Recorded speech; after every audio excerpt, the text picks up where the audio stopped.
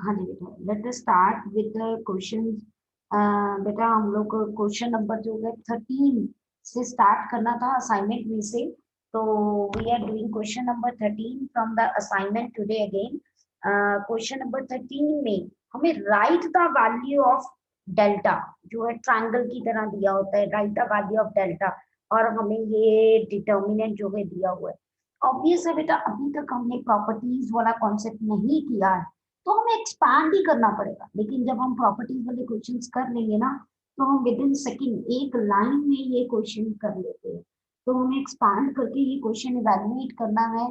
तो उसके लिए बेटा हम लोग क्या करेंगे, सबसे पहले डिटर्मिनेंट लिखते हैं x plus y, then y plus z, then z plus x determinant, और नेक्स्ट रो में है z minus x y, then minus जो है मेरे पास 3 -3 -3। ओके बेटा, तो let us expand it by any row और बाय एनी कॉलम। बेटा जब आप एक्सपैंड करोगे तो what you will get here बेटा, Ranbir I think you joined a wrong class बेटा। हाँ जी, चलिए बेटा, तो जब मैंने ज्वाइन किया तो मेरे पास बेटा यहाँ पर फर्स्ट रो से अगर मैं एक्सपैंड कर रही हूँ बेटा, तो x प्लस वाई, है ना, ये गया और ये गया, यहाँ पर क्या आ जाएगा, -3x प्लस 3y। ओके बेटा, नाउ -y प्लस z, ये गया है और ये गया, तो मेरे पास क्या आएगा, -3z प्लस मेरे पास जो है +3y। Okay, let me show you properly so that आपको विजिबल हो जाए सारी स्क्रीन। हाँ जी बेटा, then next z plus x। ओके, और क्या आएगा मेरे पास, ये कॉलम गया, ये रो गई, तो -3z प्लस जो है मेरे पास हो गया 3x।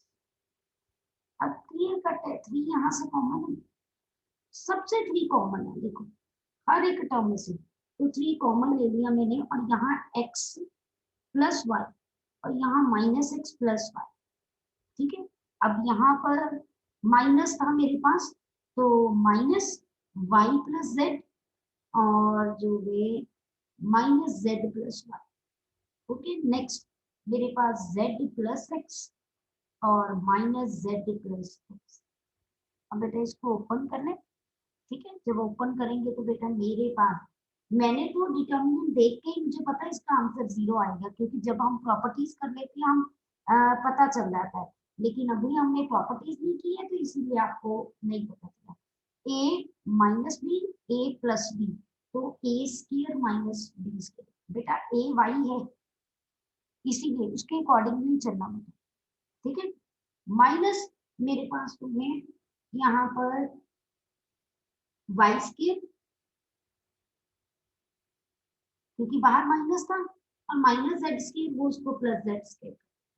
ऐसे ही नेक्स्ट यहाँ पर plus x square minus Z square, तो सारी टर्म्स कैंसिल हो जाए, तो आंसर 0। ओके बेटा, क्लियर टू एवरीवन। अब चले बेटा आगे, क्लियर। प्रेक्षित, your maths period will be next beta, leave the class and join your other class according to your timetable. Prekshit Gandhi, this is +2 class, not 10th D class beta. See the message in the group. Now beta, हमारे पास तो है next question, मेरे पास तो ये क्या आ जाएगा next question में, क्वेश्चन नंबर 14 बेटा। Let A be a square matrix of order 3 cross 3. Write the value of 2A, मैंने उस दिन भी बताया था, where determinant of A is 4। बेटा जितना ऑर्डर होता है उतने कांस्टेंट की पावर बाहर आती है, तो that means this can be written as 2 power 3 determinant 4। Please see it very carefully. जब डिटर्मिनेंट के साथ कोई कॉन्स्ट मतलब किसी मैट्रिसेस के साथ कोई कांस्टेंट मल्टीप्लाई होता है और उसका डिटर्मिनेंट निकालना है तो कांस्टेंट की पावर उतनी आती है जितना ऑर्डर होता है। और ये हो गया 8 और 4 वैल्यू दी हुई है, आंसर इज ओके बेटा। Now come to same question, बस उसकी हमने फॉर्म चेंज कर दी। उन्होंने कहा 15th क्वेश्चन में अगर मेरे पास तो है determinant 3a, determinant 3a is equals to k determinant a, तो उन्होंने कहा k की वैल्यू बताइए और मुझे दिया हुआ है यहाँ पर ऑर्डर 3 है, ऑर्डर 3 है। तो अब मुझे बताइए k की वैल्यू क्या होगी, हु विल टेल मी। अरे अपने आप को अनम्यूट करके मुझे फटाफट बताइए वैल्यू k की क्या होगी, जल्दी। हाँ जी महक, महक बता सकते हो बेटा k की वैल्यू क्या होगी। इसी पर बेस्ड क्वेश्चन है, देखिए बिल्कुल 3/3 3 पावर 3 बिल्कुल करेक्ट बेटा, दैट इज 27, यानी k की वैल्यू 27, यही कॉन्सेप्ट लगाया ना मैंने बेटा, ठीक है ना, बिल्कुल करेक्ट है। चलिए अब नेक्स्ट जो है हम लोग करते हैं, मेरे पास हो गए next question, that is question number जो है 16। अब क्वेश्चन नंबर 16 मेरे पास अगर मैं देखूं तो मेरे पास क्या बनेगा, क्वेश्चन नंबर 16 में what I am having here, again find the value of this determinant 4 4 4 a b c b plus c c plus a plus b। मैं बिना कैलकुलेट किए आपको बता सकती हूँ इसका आंसर 0 है, क्योंकि मैंने प्रॉपर्टीज की है।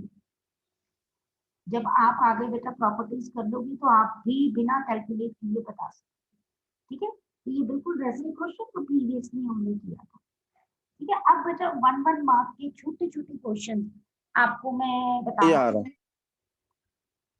हाँ जी 1 मार्क्स के मैं छोटे छोटे क्वेश्चन जो है आप लोगों को अभी बताती हूँ बेटा कि कैसे हम लोग जो है इनको कर सकते हैं, ठीक है जी। बिफोर डूइंग दैट, हाँ जी बेटा, तो before now doing the next question आपको ये छोटे छोटे फॉर्मूलेज, ये छोटे छोटे कॉन्सेप्ट जरूर पता होने चाहिए, 100% 1 नंबर में हेल्प करते हैं। अगर मैंने आगे भी बताया था इनवर्स का इनवर्स करें तो वो एक ही इक्वली आता है। अगर ट्रांसपोज, ये मैंने लॉन्ग क्वेश्चन में आपको कॉन्सेप्ट बताया था कि इनवर्स और ट्रांसपोज इंटरचेंज हो जाता है, ओके। आफ्टर देन अगर दो मैट्रिसेस के प्रोडक्ट का इनवर्स कैलकुलेट करना है तो रिवर्सल लॉ लगता है। फिर अगर आपने, ये बहुत इंपॉर्टेंट है ये वाला, अगर किसी इनवर्स का डिटर्मिनेंट निकालना है ना, आपको कोई जरूरत नहीं है कि अगर आपको मैट्रिसेस दिया है तो पहले इनवर्स निकालो फिर डिटर्मिनेंट निकालो। आप सिंपल क्या करो बेटा, ए का डिटर्मिनेंट निकाल दो और उसको 1 ओवर कर दो। मान लीजिए कोई भी एक मैट्रिक्स है आपके पास, यहाँ पर 2 3 4 5 है ना, ये एक ए मैट्रिक्स है सपोज, और मैं आपको कहूँ कि डिटर्मिनेंट ऑफ ए इनवर्स निकालो, कैलकुलेट दिस, तो नो नीड टू कि पहले को फैक्टर निकालने डिटर्मिनेंट निकालने, नॉट एट ऑल।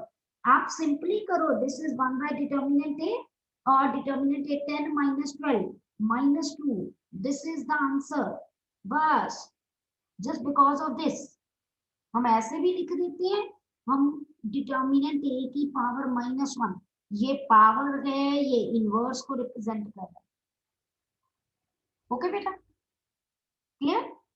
नेक्स्ट, अगर ऐसे ही मैंने किसी इनवर्स का, बेटा मैंने किसी इनवर्स का जो है वो कैलकुलेट करना है एडजॉइंट, तो आपको कोई टेंशन जरूरत नहीं है। अगर मैं आपको कहूं कि मेरे पास हो गए एडजॉइंट ऑफ ए इनवर्स निकालो, तो आप पहले एडजॉइंट निकाल लो, जो मैट्रिसेस आए उसका इनवर्स कैलकुलेट कर लो। यहां पर था कि पहले इनवर्स निकालना फिर एडजॉइंट निकालना है, को फैक्टर्स करके, है ना, बट यहाँ पहले ज्वाइन निकाल के फिर जो, अब यहाँ ये पावर -1 नहीं है, मैं बार बार कह रही हूँ मैट्रिसेस के ऊपर कहीं पे भी, क्योंकि ज्वाइंट ए एक मैट्रिक्स होती है, उसकी पावर में जो -1 लिखा होता है वो इनवर्स को रिप्रेजेंट करता है, इनवर्स ऑफ मैट्रिक्स। डिटर्मिनेंट की पावर में जो होता है ना वो रेसिप्रोकल होता है, ठीक है।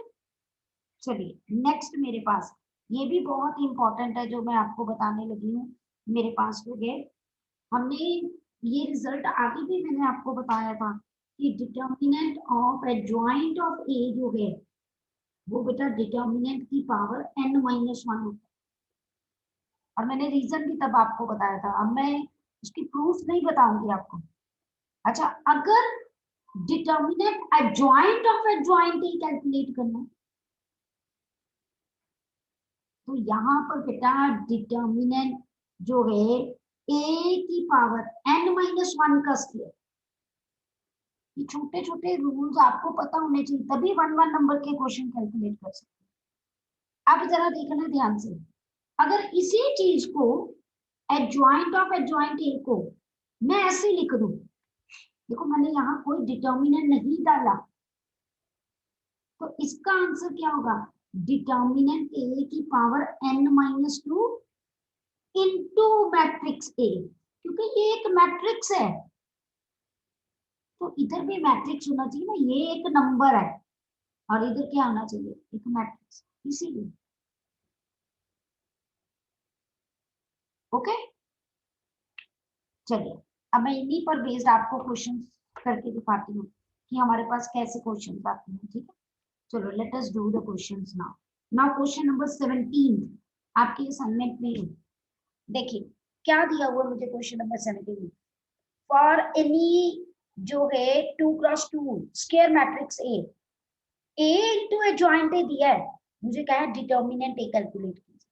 तो अब मैं क्या कॉन्सेप्ट लगाऊंगी बेटा, देखिए ए इंटू एडजॉइंट ए वो मुझे दिया हुआ है दिस मैट्रिक्स, ऑब्वियस है ये तो मैट्रिक्स है बेटा,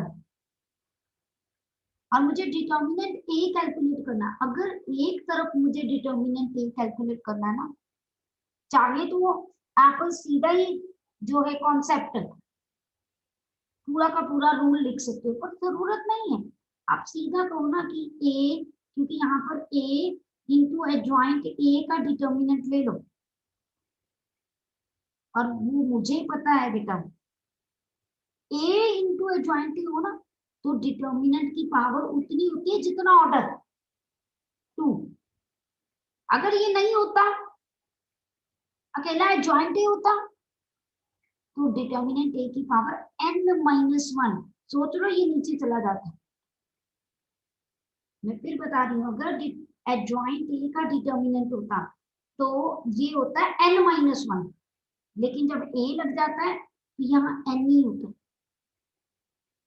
तो n मतलब ऑर्डर, तो कितना हो गया 2, तो मेरे पास हो गए, अब इसका डिटर्मिनेंट क्या होगा 64 माइनस 0, ये देखो 64 माइनस 0, ठीक है। तो डिटर्मिनेंट स्क्वायर की 64 8 स्क्वायर, बट जब हम स्क्वायर उधर लेके जाते हैं तो वो क्या हो जाएगा प्लस माइनस दोनों लेने हैं, आप एक भी छोड़ दोगे ना बेटा आधा नंबर, एक में से आधा क्या लेना, या तो ना ही लो ना ही करो, करना है तो उसको पूरा करो, ठीक है, clear. Now come to next बेटा, मेरे पास हो गए question number 18 from the assignment.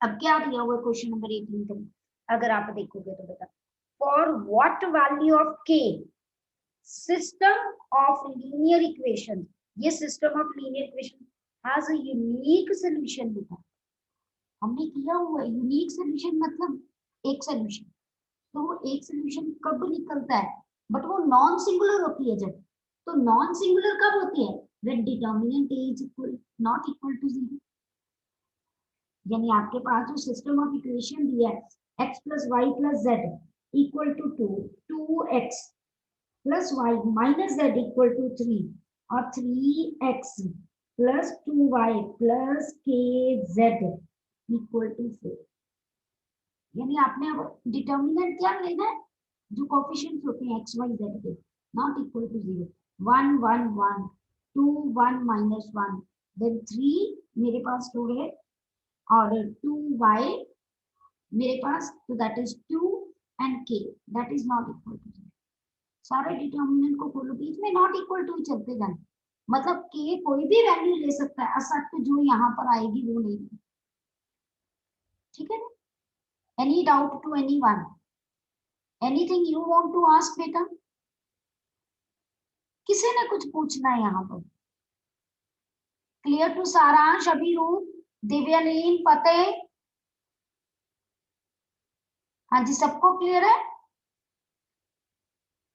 चलिए नेक्स्ट क्वेश्चन मेरे पास हो गए, क्वेश्चन नंबर जो है नेक्स्ट, बिल्कुल वैसे ही अभी हमने किया है। सारे क्वेश्चन जो है एक कॉन्सेप्ट में जब क्लियर हो जाते हैं तो मतलब सारे क्वेश्चंस कर सकते हैं। उन्होंने एडजॉइंट ए कैलकुलेट करने को कहा, उसका डिटर्मिनेंट। तो जिस बच्चे को ये पता ही नहीं है एडजॉइंट ए, मैंने अभी आपको बताया adjoint of A determinant of A की पावर n-1 जितना ऑर्डर होता है, और ऑर्डर दिया हुआ है मुझे यहाँ 3, तो कितना हो जाएगा फिर 2, और ये वैल्यू दी हुई है 64, तो ऑब्वियसली डिटर्मिनेंट ए इज +-8। दोनों ही एक्सेप्टेबल है ना?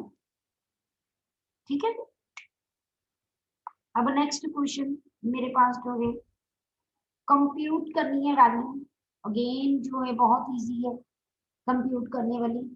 23rd में भी यही दिया हुआ है, के की वैल्यू कंप्यूट करो, अगर के इनवर्स जो है के ए की इक्वल है, बेटा इनवर्स की वैल्यू पुट करो, ए की वैल्यू पुट करो, वहां से इक्वेट करो, सारे क्वेश्चन जो है होने वाले हैं। ठीक है जी, अभी 24th 25th आपको क्वेश्चन छोड़ना पड़ेगा, क्योंकि प्रॉपर्टीज वाले क्वेश्चन जो हैं अभी हमने बाद में करेंगे। ठीक है ना, तो नेक्स्ट मेरे पास हो गए क्वेश्चन नंबर 26। अब बेटा बार बार वही समझ आ रहे हैं। देखो 26 में आपको क्या दिया हुआ है, यहाँ पर P दिया हुआ है, Q is equal to P into P dash, और Q निकालो, है ना? तो ऑब्वियस है बेटा, यहाँ पर अगर आप Q देखोगे ना, might be determinant of Q calculate करने को आपको कहा होगा ऐसे, क्योंकि Q एक मैट्रिक्स है ना? तो नंबर में आंसर तभी आएगा जब वो डिटर्मिनेंट होगा, तो इसीलिए यहाँ पर करेक्ट कर लेना असाइनमेंट। नेक्स्ट फिर वही बेटा डिटर्मिनेंट कैलकुलेट करना है। ए मैट्रिक्स सिंगुलर है तो लैम्डा की वैल्यू निकालो। सिंगुलर कब होती है, जब बेटा मेरे पास जो है डिटर्मिनेंट जो है of that matrix is equal to 0, तो ये कॉन्सेप्ट यूज करेंगे।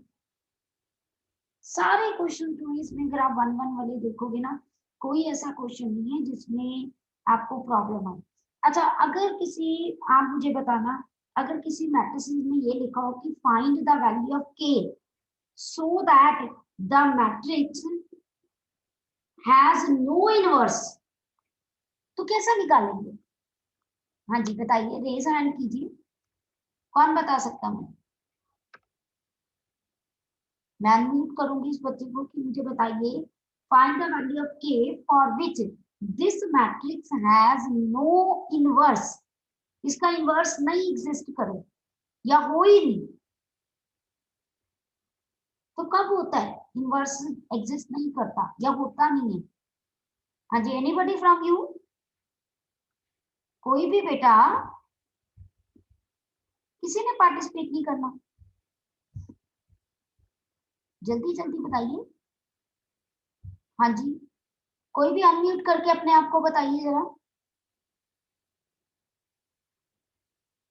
हाँ जी, हरनूर सिंह,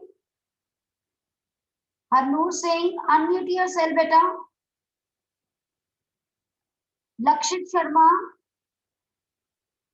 यस मैम। हाँ जी बेटा बताइए कि इसका इन्वर्स कब एग्जिस्ट नहीं करता, क्या कंडीशन होती है? नहीं आती। नहीं आता बेटा, बहुत इजी, किसी भी मैट्रिक्स का इन्वर्स कब नहीं एग्जिस्ट करता? जब वो सिंगुलर होता है, सिंगुलर के लिए क्या प्रॉपर्टी है, क्या रूल है कि डिटर्मिनेंट ए जो है वो इक्वल टू 0, यानी इसका इनवर्स कब नहीं एग्जिस्ट करेगा, जब इसका डिटर्मिनेंट इक्वल टू 0, यानी 4k-6 इज इक्वल टू 0 और k इज इक्वल टू 3/2 बस। क्योंकि अगर आपको याद हो, जब हम स्टेटमेंट वाले क्वेश्चंस करते थे, हम इनवर्स निकालने से पहले सबसे पहले डिटर्मिनेंट कैलकुलेट करते थे, और जब वो नॉट इक्वल टू 0 आता था तभी हम कहते थे inverse exist, not equal to 0। तो फिर यहाँ पर भी तो यही इक्वल टू 0 आएगा ना। ओके जी, क्लियर लक्ष्य? Yes ma'am. हाँ जी, चलिए अब एरिया ऑफ ट्रायंगल अगर कैलकुलेट करना है डिटर्मिनेंट की हेल्प से, तो एरिया ऑफ ट्रायंगल कैलकुलेट करने के लिए हम डिटर्मिनेंट की हेल्प से क्या फॉर्मूला लगाएंगे, हाफ लगाएंगे, और ट्रायंगल के coordinate x1 y1, x2 y2, x3 y3, मेरे पास 1 1 1, ये है एरिया ऑफ ट्रायंगल। अच्छा बेटा, अब यहाँ बहुत इंपॉर्टेंट बात है जो 10th में भी हम आप लोगों को बताते थे कि एरिया कभी भी नेगेटिव नहीं होता। मान लो कि कोई कोऑर्डिनेट दिया और उसका आंसर नेगेटिव आ जाता है, तो आप आंसर को रिजेक्ट नहीं करोगे। क्यों वो नेगेटिव आता है? क्योंकि मान लीजिए आपकी जो वो ट्रायंगल बनी है ना, बिलो एक्स एक्सिस बनी है, तो कोऑर्डिनेट नेगेटिव होते हैं, जिसके कारण माइट भी ट्रायंगल आंसर जो है वो नेगेटिव आए।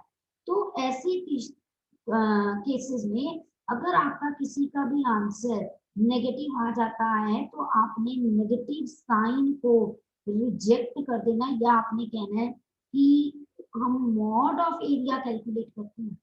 मान लीजिए यहाँ आंसर किसी का -3 आता है, तो मॉड ऑफ एरिया, तो आप क्या कहोगे, 3 स्क्वायर यूनिट्स। एक बात तो ये बता, दूसरी बात, आपको किसी भी ट्रायंगल में आपको एरिया गिवन है, एरिया गिवन है, मान लो वो 3 यूनिट है, और आपको कोई दो कोऑर्डिनेट्स दे दिए, इसका एक दे दिया, ये कैलकुलेट करने को कहा, तो आपने सिंपल एरिया अकेला 3 लेके नहीं करना। अगर आपको ये के वैल्यू कैलकुलेट करने को कहिए, आपने +-3 दोनों लेके चलना। उसका रीजन क्या पता, एरिया नेगेटिव आया और हमने रिजेक्टिंग नेगेटिव साइन कर दिया, ठीक है ना। तो इसीलिए एरिया को कभी भी अगर गिवन है तो अकेला पॉजिटिव सेट नहीं करना, नेगेटिव से भी वैल्यू लेके दोनों के वैल्यूज आप कैलकुलेट करें। ठीक है बेटा, क्लियर टू एवरीवन? अभी हमारे पास जो है, फिर मान लो आपको लाइन ज्वाइनिंग आ जाए, इसी पर बेस्ड जो क्वेश्चन है, मान लीजिए आपको ये कह दिया कि find the equation of line joining 2 points, कोई भी 2 पॉइंट्स एक के बाद 1 2 एंड 6 3। तो क्या करोगे बेटा, यहाँ क्लियर कट आपने लेना एरिया ऑफ ट्रायंगल लिए, आप 2 पॉइंट्स लोगे, 1 2, मेरे पास जो है 1 और 2 आप लोगे, और साथ में जो है मेरे पास अगला पॉइंट क्या दिया, जैसे ये 6 3, जो थर्ड पॉइंट है ना वो x, y है। तो अब क्योंकि ये 2 पॉइंट्स है, थर्ड पॉइंट मैंने कैसे लिया बेटा, how I have taken the third point, मैंने थर्ड पॉइंट जो है एक जनरल पॉइंट ले लिया लाइन पे। तो ऑब्वियस है अगर 2 पॉइंट ऑलरेडी लाइन पे थी और थर्ड पॉइंट मैंने एक्स वाई ले लिया, तो ये क्या है, स्ट्रेट लाइन पे है ना, तो स्ट्रेट लाइन का एरिया होता ही नहीं, तो मैं इसको इक्वल टू 0 ले लूंगी और डिटर्मिनेंट को ओपन करके वहां से इक्वेशन निकाल। ओके बेटा, clear to you? Any doubt to anyone up to this level? Anything you want to ask बेटा? चले आगे। अभी यहाँ पर जो है ऑलमोस्ट जो है बेटा हमने सारे के सारे कॉन्सेप्ट जो हमें लगता है कि एग्जाम्स में या 10 ईयर में बनते हैं, we have discuss each and every question. ठीक है बेटा, तो आप जो है इनको रिकॉल कर सकते हो। 2 चैप्टर्स हैं हमारे और तीसरा एलपीपी। अब हम थर्ड चैप्टर एलपीपी के बेटा को डिस्कशन करेंगे। ओके,